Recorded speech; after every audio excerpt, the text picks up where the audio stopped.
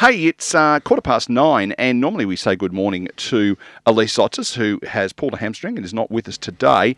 And at very short notice, we are delighted to be joined in her stead by Sienna Mannix. Good morning, Sienna. Good morning, gents. How are we? Oh, excellent. Thank you. Going along not too bad today, and I'm really excited because you are a proper journalist, or would-be proper journalist like Barnesy, our next guest on the Two Blokes Chatting Radio Show. So I'm expecting some really high-quality stuff this morning. Oh, gosh, no pressure. None whatsoever. Yeah, no, it's all good. And given that you've had, all that time to prepare, at 8 o'clock last night I rang Sienna and said, oops, are you available to help us tomorrow? And she said, of course I am. I wouldn't miss an opportunity to be considered an honorary bloke chatting. Took the evening frock off, put the trackies back on, and started researching. That's it. Magnificent. Yep. Talk to us, Sienna. What's first on your agenda today? Look, first, I feel like we couldn't have a conversation about women's sports and miss the whole Sam Kerr incident that happened over in England. Oh, I love it. How long do you reckon it's going to be? Everywhere. How long do you reckon it's going to be before one of the AFLW team lines her up for no other reason than the tackling practice? Oh, look, I tell you, she'd be a strong component to add to your team. I was thinking this day and age of litigation, I'm thinking that person who'd be stupid enough to do what he did would probably now be lining up a solicitor to sue Sam Kerr for assault. Do you reckon he'd be game enough to do that? Look, I don't know. I don't think so. I know that the club has even gone as far as banning him now, so he's officially been banned.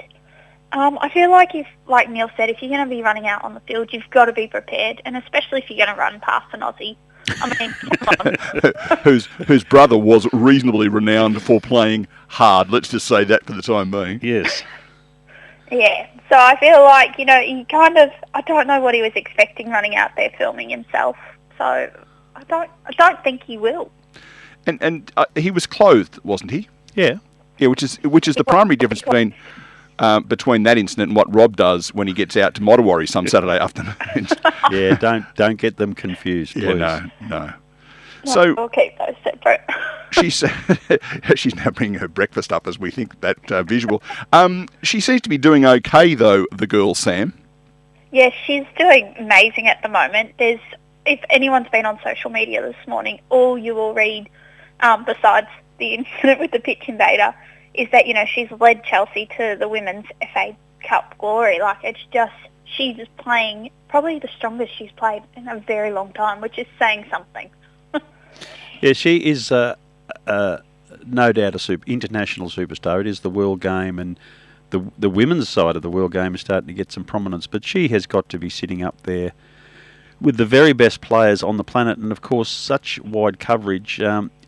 Do you think that puts her at the top of Australian female sporting identities?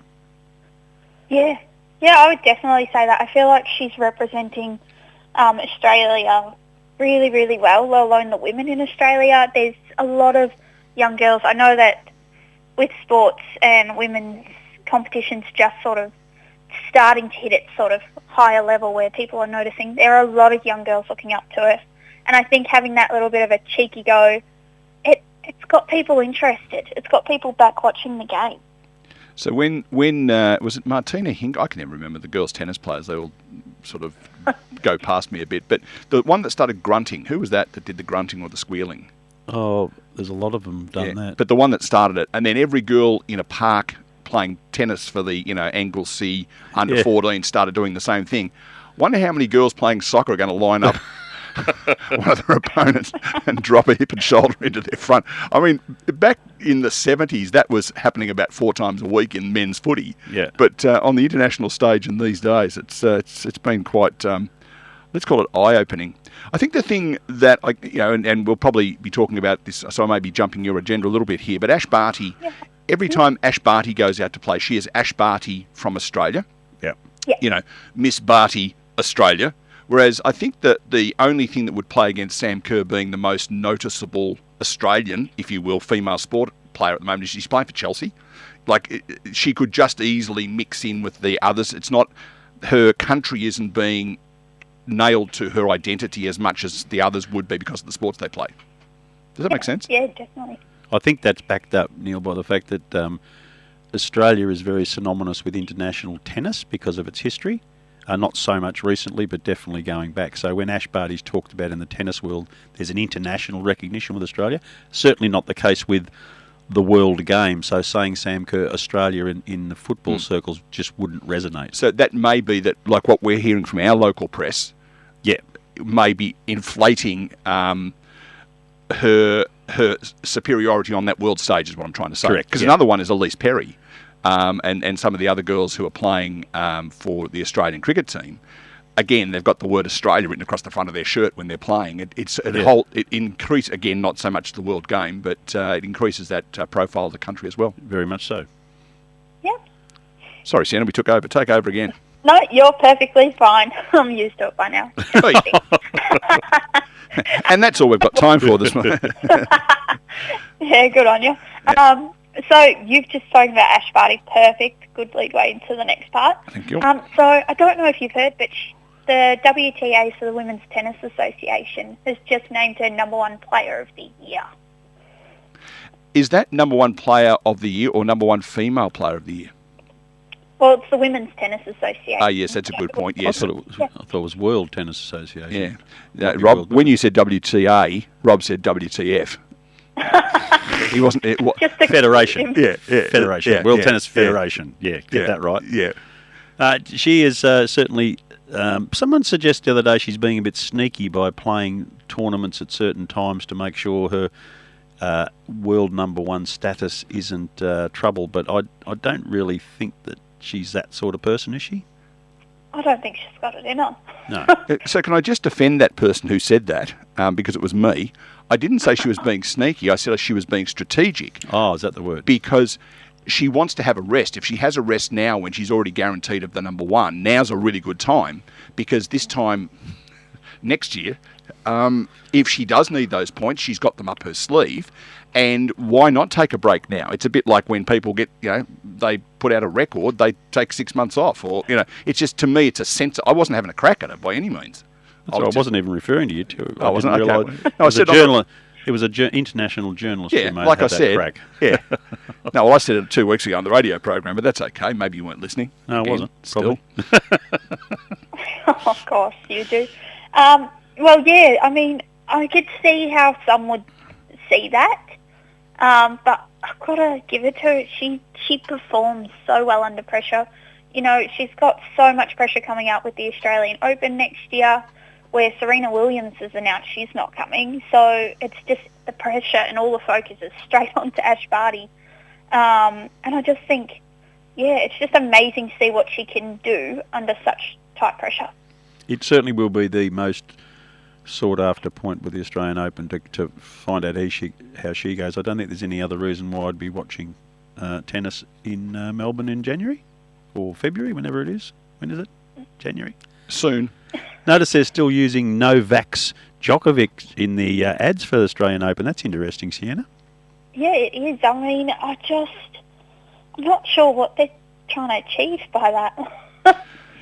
You'd think if they could maybe promote him and then get him to take the vaccination, that'd be a real shot in the arm for the tournament. Good job. Well played. Well played. Thank you. It would indeed. I don't think it's going to have. If it was happening, it would have happened by now. But so you could almost certainly say he's not coming.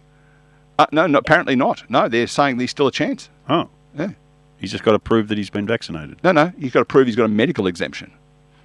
And there's a doctor apparently in Belgrade who's written him a work certificate. That's terrible. Whatever. Sienna, what else is going on? Look, while we're still talking about tennis, I think it's only right that we mention that now Australia has announced that they're joining the diplomatic boycott of the Winter Olympic Games in Beijing. Obviously, that's following all of the stories that have been coming out since the start of November about Peng Shuai, and I just think that is a big move. Yeah, I was listening to an article the other day about what does it actually do, who does it hurt. Won't worry the athletes, because they never even knew the diplomats were there anyway, previously.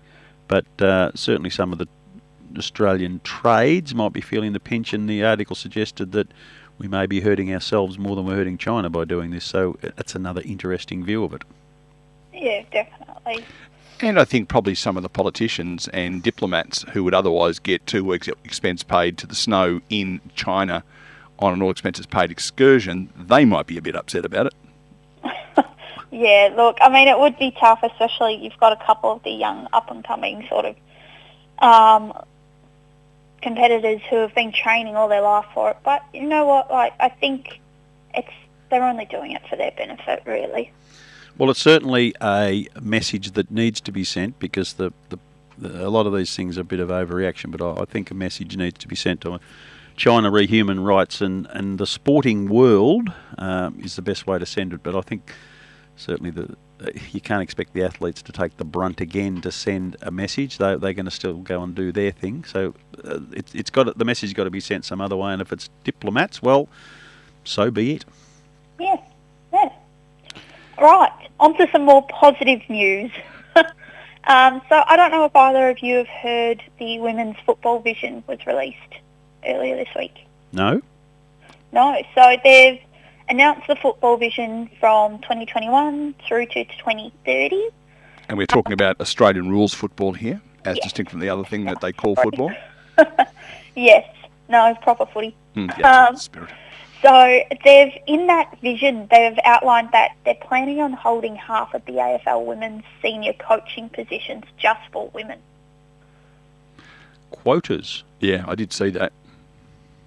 Which I think, I mean, I can understand where it's coming from. But I suppose if you got a good coach, does it matter either or? It is an interesting one.